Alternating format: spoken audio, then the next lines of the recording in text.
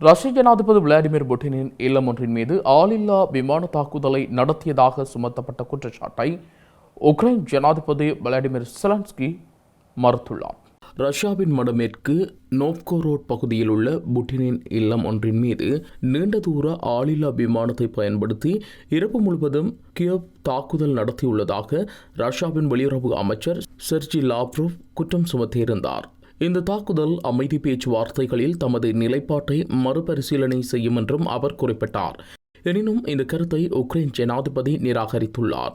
இது உக்ரைன் மீதான தாக்குதல்களை தொடர கிரெம்ளினுக்கு வாய்ப்பை வழங்கும் நோக்கத்தை கொண்டது என்றும் அவர் கூறியுள்ளார். அத்துடன் ரஷ்யா கியவில் உள்ள அரச கட்டடங்களை குறிவைத்து தாக்குதல் நடத்தியதாகவும் தெரிவித்துள்ளார். இதனிடையே சமூக வலைதளம் ஒன்றில் பகிரப்பட்ட ஒரு அறிக்கையில் புட்டினின் இல்லத்தின் மீது ஏவப்பட்டதாக கூறிய 91 ஆளில்லா விமானங்களை ரஷ்ய வான் பாதுகாப்பு அமைப்புகள் இடைமறித்து அளித்ததாக ரஷ்ய வெளியுறவு அமைச்சர் லாவ்ரோவ் கூறியுள்ளார். அத்துடன் தாக்குதலின் விளைவாக உயிரிழப்புகள் அல்லது சேதங்கள் குறித்த எந்த அறிக்கையும் இல்லை என்றும் அவர் தெரிவித்துள்ளார். மேலும் உக்ரைனுடனான அமைதி பேச்சுவார்த்தையின் நிலைப்பாட்டில் ரஷ்யா மாற்றம் கொண்டு வரும் எனவும் கூறினார். எனினும் அமெரிக்காவின் மத்தியஸ்தத்துடன் இடம்பெறும் பேச்சுவார்த்தையில் இருந்து வெளியேறவில்லை எனவும் தெரிவித்துள்ளார்.